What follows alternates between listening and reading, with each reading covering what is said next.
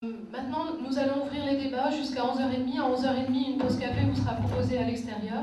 Je pense que Maître Lamine voulait introduire ces débats. Oui, moi en fait, j'ai une question pour toi, éventuellement pour l'assistance, surtout qu'il y a dans cette assistance des membres d'organisations de droits de l'homme et compagnie. À votre avis, qu'est-ce qui fait qu'il y a un traitement différencié? Parce qu'on voit que parfois, il y a des gens qui sont automatiquement refoulés, systématiquement refoulés, et il y a des cas dans lesquels on leur donne un papier provisoire, comme un enregistrement des Nations Unies ou quelque chose, et on les laisse stagner, on les laisse attendre pendant des semaines, voire des mois. Je pense notamment aux Syriens qui étaient à l'aéroport et qui ont été refoulés. Il me semble qu'ils étaient dans des conditions un peu déplorables, des familles entières, pendant quelques semaines, quelques jours, quelques semaines. Donc, refoulement apparemment automatique. Dans d'autres cas, on tolère. Est-ce qu'il y a un critère particulier ou c'est selon le bon vouloir? Je pense que c'est surtout l'accès à la procédure d'asile qui pose question. À partir du moment où un demandeur d'asile a pu accéder à cette procédure et est muni d'un certificat de demandeur d'asile, actuellement ça va mieux. À une période, ça n'empêchait pas les refoulements. Mais ça dépend aussi de l'endroit où on se trouve. Et la grosse difficulté, à mon sens, c'est l'accès à la procédure d'asile quand on n'est pas à Rabat ou à Casablanca. On revient de Oujda, on essaie d'avoir une action spécifique et de sensibilisation des migrants. Et très honnêtement, certains sont dans une problématique d'asile, certains expriment la volonté de demander l'asile, expriment des peurs en cas de retour, en raison de leur engagement politique ou autre, mais quand on leur explique que la demande d'asile actuellement, il faut se déplacer à Rabat, ça devient extrêmement compliqué et c'est un frein à l'accès à la procédure d'asile. Pour continuer, un micro va circuler. Ce qu'on vous propose pour commencer les échanges, c'est peut-être de prendre 2 ou 3 questions pour qu'on puisse peut-être entre nous préparer les réponses. Voilà, il y a une première question sur la droite. Campo Bianco. J'ai parcouru vos 9 recommandations et c'est la 9e qui me pose question ou qui m'intéresse. En fait, il est dit c'est le respect des droits des étrangers reconnus comme réfugiés et cela en vue de leur intégration ici au Maroc. Et donc, vous proposez que les réfugiés reconnus par l'organe marocain en charge puissent avoir possession des documents suivants. Une carte de réfugié. À ce que je sache, cette carte de réfugié est délivrée par le bureau de réfugiés et des apatrides. Et ici, je parle parce que je suis réfugié, je suis passé par là. Il s'avère qu'une bonne partie de réfugiés que je connais et qui sont aussi passés par ce bureau, qui n'ont, jusqu'à preuve du contraire, le récépissé délivré par le bureau de réfugiés des apatrides, n'ont toujours pas eu la carte de réfugié délivrée par ces bureaux. Et ils sont répartis plusieurs fois, on leur dit qu'il faut toujours attendre, mais on ne donne pas les raisons pour lesquelles ils n'arrivent toujours pas à avoir cette carte de réfugié du bureau. Parce que cette carte permet d'avoir par la suite la carte de réfugié. Mais j'en viens au 3e document, vous dites il faut un titre de voyage conformément à l'article 28. Et vous nous donnez en bas de page la Convention de Genève qui dit les États contractants délivreront aux réfugiés résidant régulièrement sur leur territoire des titres de voyage destinés à leur permettre de voyager. Or, il s'avère que ces documents, sincèrement, en tant que réfugié, je ne comprends rien. Il y a de réfugiés qui sont passés, que ce soit par le bureau de réfugiés des apatrides ainsi que par le HCR, c'est un ping-pong qu'on joue aux réfugiés. Pardon, vous y allez, on vous dit, si vous vous présentez auprès du bureau de réfugiés des apatrides, on vous dit non, répartez auprès du HCR. Le HCR va vous dire non, nous ne sommes pas encore prêts, répartez auprès du bureau de réfugiés des apatrides. Or, il y a des cas de réfugiés qui ont pu avoir des invitations ou qui peuvent, des documents, ils ont déjà des invitations qui peuvent leur permettre de sortir hors du Maroc. Pas nécessairement pour l'Europe, mais jusque-là c'est du ping-pong. Et donc, je n'arrive pas à comprendre pourquoi ces 2 instances jouent ces ping-pong avec le réfugié.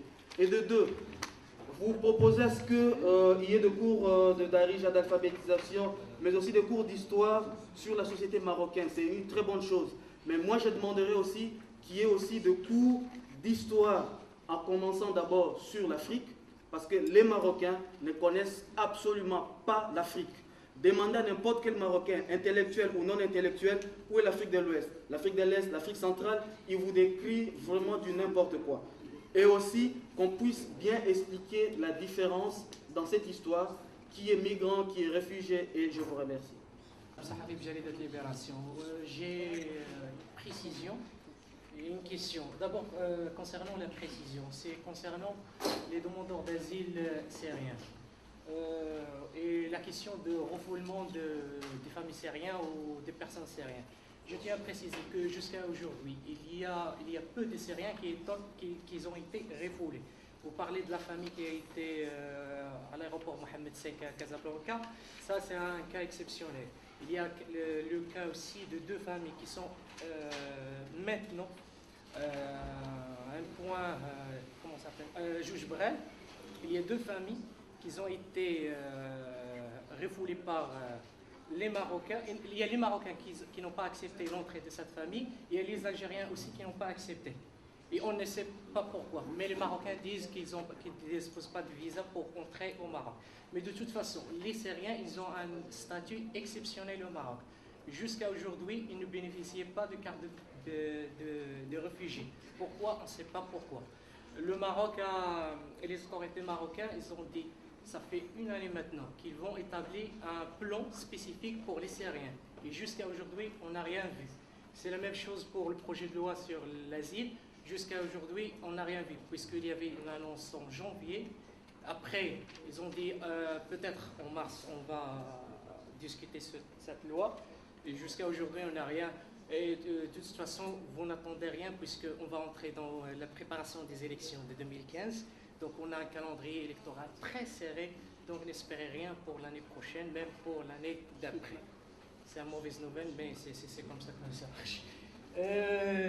Concernant ma question, quand j'ai lisé le document que vous avez distribué aux journalistes, il y a le fait que vous avez dispensé des formations pour 100 avocats universitaires. C'est ça. J'aimerais savoir le suivi que vous allez donner à ça, sachant qu'on sait très bien que sur le domaine de la migration et de l'asile, on a un déficit énorme, je parle bien énorme, au niveau des avocats. Est-ce que ces avocats-là, ils ont bénéficié de cette formation-là? Est-ce que, sachant que autre chose, parce que s'impliquer dans ce genre d'affaires, c'est à titre bénévole. Donc, autant qu'association, est-ce que vous allez pousser un peu ces gens-là à s'impliquer davantage? Est-ce que vous-même, en tant qu'association, vous allez travailler sur ce volet-là? Je dis bien qu'il y a un déficit énorme. Merci. Je ne suis pas journaliste, je ne pose pas de questions. Je représente l'Organisation marocaine des droits humains. Donc, nous sommes invités à votre rencontre. Nous vous remercions pour votre initiative. Je pense qu'on a des activités ensemble en tant qu'association. Nous, MDH, je me permets de dire que nous travaillons sur ce dossier depuis 6 ans. Nous avons accumulé beaucoup de savoir sur le terrain. Heureusement, nous sommes satisfaits que la situation au Maroc a évolué dans ce sens. Nous travaillons toujours. C'est un dossier très complexe parce que pour un peu élargir la vision, c'est un problème planétaire. Ce qui se passe chez nous. Moi personnellement, je suis ce dossier parce qu'il me tient à cœur et je suis ce que se prépare le gouvernement actuel. Il y a un bon projet qui est bien fait. Ils ont bien travaillé, le CNDH, nous avons les maillots de ce projet. Donc, depuis cet acte fondateur de Sa Majesté, en septembre 2010, mais avant, il y avait beaucoup de séminaires, beaucoup de colloques, et que le CNDH, si vous voulez, a fait un récap de toutes les activités, et qui a présenté un rapport à Sa Majesté. Donc, c'est un acte fondateur dans la politique migratoire marocaine. Je dis fondateur parce que tous les ministères que nous avons jusqu'à présent, ils s'occupent de nos compatriotes de l'étranger. Et c'est normal pour un pilier qui s'occupe du citoyen. Mais s'occuper de séjour et de l'installation de réfugiés, c'est une autre politique. Suite à notre expérience, surtout la dernière, le colloque, plutôt le forum social mondial qui était tenu à Tunis l'année dernière, ou le forum social que nous avons tenu maghrébin à Oujda, les conclusions que nous devions partager avec vous. C'était complexe, et en plus il n'y a pas de recette. C'est à construire. C'est à construire ensemble selon l'itinéraire, selon, si vous voulez, les relations culturelles avec nos amis qui nous viennent d'autres pays. Sans une coopération étroite entre les 5 États maghrébins, il est très difficile d'apporter des solutions, si vous voulez, qui vont dans le sens du respect de la Convention de Genève et de son protocole. Sans cette coopération, parce que nous avons des points focaux, nous avions ici, on a besoin, franchement, de coopérer avec vous, de coordonner, parce que nous avions des avocats qui travaillaient, nous avons ce qu'on appelle la CAGE, Centre d'assistance juridique, parce que l'HCR avant, si je suis là, vous pouvez m'arrêter, je vous permets. Non, le HCR ne pouvait pas, si vous voulez, opérer en dehors de Rabat, vu la convention de siège qui était limitée. C'est en 2011, après la promulgation de la Constitution, on a changé le statut. Nous étions les intermédiaires à Oujda, à Nador, si vous voulez. Nous avons deux choses à partager, c'est-à-dire un savoir à partager. Et votre intervention juridique est très, très, très intéressante, parce que d'autres interventions au niveau, si vous voulez, des foyers, tout ça, on ne peut pas. Nous sommes à ce niveau. Ce que je veux dire là, c'est que ce phénomène migratoire, c'est une richesse pour l'humanité. Ça a commencé depuis des siècles, ça va continuer. Personne ne peut l'arrêter. Tout ce que nous souhaitons, nous, c'est que même les gens qui sont en infraction, nous devons que l'État marocain agisse dans le respect de la dignité humaine, d'abord.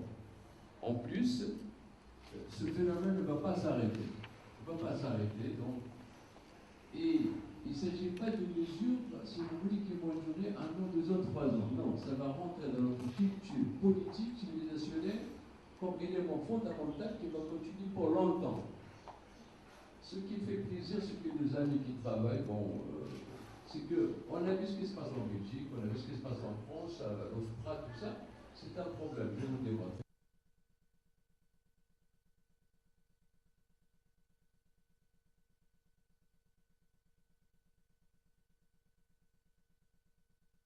Les droits de l'homme au Maroc, je pense que vous êtes secoureux, il y avait les 1000 subsahariens, si vous voulez, qui sont allés vers la France, il y avait là 1000 massifs, 450 ont réussi à passer de l'autre côté, on a vu les fêtes qu'ils ont faites. Donc voilà, moi je salue votre activité, vous êtes des avocats, moi je ne le suis pas, mais je suis, si vous voulez, un activiste de droits humains depuis des années. J'espère vous transmettre des jeunes, des compétences qui vont donner un sens, qui vont donner notre approche. Et l'OMDH est ouvert pour se rencontrer et pour travailler ensemble, parce que là, on a besoin d'une construction, il n'y a pas de recette. Et on a besoin, en plus, de profiter des failles que les autres systèmes d'intégration, l'Italie, en Espagne et en Belgique, nous avons des choses à partager ensemble. Et merci. Merci. Je m'appelle Moïse, je suis membre du national de l'OMDH. Je suis sur ce dossier et je prête attention avec GADEM, avec beaucoup d'associations, mais je vous demande de coordonner les activités. Merci. Formation, j'aurais souhaité aussi répondre pour éclairer monsieur sur le volet formation et renforcement des capacités. Merci. Donc pour la première question, concernant le refus d'octroi de cartes de réfugiés, de titres de voyage et bien d'autres titres, actuellement il y a uniquement la Convention de Genève et un décret d'application qui a été suspendu. Donc il faut absolument un système national cohérent qui va nous permettre de répondre à ce type de situation, notamment à travers des voies de recours administratifs contre les refus de ces décisions d'octroi. Donc tant qu'il n'y a pas de système national, on ne peut pas faire des recours contre ces décisions de refus. Il nous faut des bases légales. Merci. Sur le volet formation, donc voilà ce que je voulais expliquer, comment le projet il est pensé. En fait, l'idée, c'est un projet pour pouvoir donner de l'assistance juridique gratuite à des demandeurs d'asile, donc bien spécifique. Ce sont